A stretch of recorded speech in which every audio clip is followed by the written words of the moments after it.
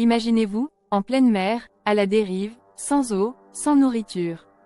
Le soleil brûle votre peau, vous n'entendez que le clapotis des vagues, et les murmures inquiétants de vos propres pensées. Un instant, vous êtes 5 amis à la recherche de détente et d'aventure, et l'instant suivant, vous êtes pris au piège, luttant pour survivre. Voici l'histoire de Steve, Tom, Rick, David et Mike, 5 pêcheurs amateurs dont la sortie en mer s'est transformée en un véritable enfer. Accrochez-vous, car ce voyage risque de vous faire perdre pied. Comme eux. Tout avait pourtant bien commencé. C'était une journée parfaite pour une sortie en mer. Un ciel bleu sans nuages, une brise légère. Steve, le père de famille de 36 ans et capitaine du groupe, était aux commandes. Avec lui, ses 4 meilleurs amis. Tom, le rêveur qui parlait sans arrêt de voyage autour du monde. Rick, l'ancien militaire un peu trop dur à cuire. David, le mécanicien de génie toujours prêt à réparer n'importe quoi. Et Mike, le passionné de photographie, accroché à son appareil comme à un trésor. Aucun d'eux ne savait que cette journée allait devenir leur pire cauchemar. Mais en un clin d'œil, la mer s'est déchaînée. Les vagues se sont élevées, le vent s'est mis à hurler, et le Sea Wanderer était pris au piège. Une tempête furieuse s'est abattue sur eux, les plongeant dans un chaos absolu. Le mât s'est brisé, la radio est tombée à l'eau, et le bateau a chaviré. Steve criait des ordres, mais ses paroles étaient noyées par le rugissement des vagues. Chacun luttait pour sa vie, s'agrippant à ce qu'il pouvait pour ne pas être emporté. Tom a failli disparaître sous un mur d'eau, mais Rick l'a tiré de justesse. Le Sea Wanderer n'était plus qu'un amas de bois flottant, dispersé par les flots. Le lendemain, lorsqu'ils se sont réveillés, tout n'était que silence.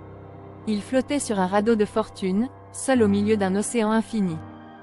Le bateau avait disparu, et avec lui, leur espoir d'être retrouvés.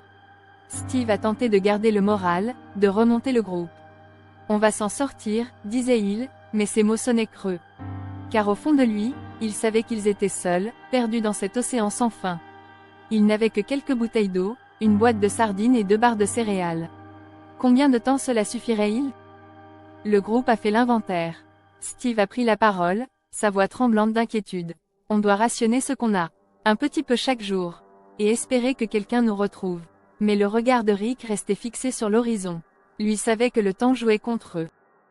3 jours passèrent sans le moindre signe de secours. Les réserves diminuaient, la soif et la faim devenaient insupportables.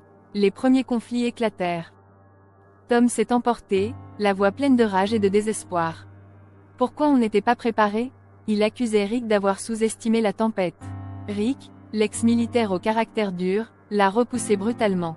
Si t'avais écouté les ordres, on n'en serait pas là. David s'est interposé, le cœur battant à tout rompre. C'était la première fois qu'il voyait ses amis prêts à se battre. Mais ce ne serait pas la dernière. Une semaine s'était écoulée, ils n'avaient plus d'eau potable. La soif devenait insupportable, leurs gorges se serraient, leurs lèvres craquaient sous le soleil brûlant. Steve a suggéré une solution désespérée, rationner leurs urines. Tom a éclaté de rire, un rire sans joie. Boire ça, autant mourir tout de suite. Mais il n'avait pas le choix. Peu à peu, même cela n'a plus suffi. C'est Mike qui a craqué le premier. Je vois une île, là-bas, ses yeux brillaient d'une lueur folle. Laissez-moi y aller. Il a failli sauter à l'eau, persuadé que le salut était tout proche. Rick l'a attrapé à temps. Non, Mike, ce n'est qu'un mirage. Mais rien n'y faisait. Les hallucinations de Mike s'intensifiaient. Il voyait des terres, des navires, des visages. Tout sauf la réalité. Puis les ombres sont apparues. Un banc de requins, tournant autour du radeau, attiré par les mouvements frénétiques de Mike. Ne bouge pas, reste calme, soufflait Steve, la voix tremblante. Ils se sont tous figés, observant ces prédateurs tourner sous leurs pieds, cherchant le moindre signe de faiblesse. Steve a commencé à entendre des voix.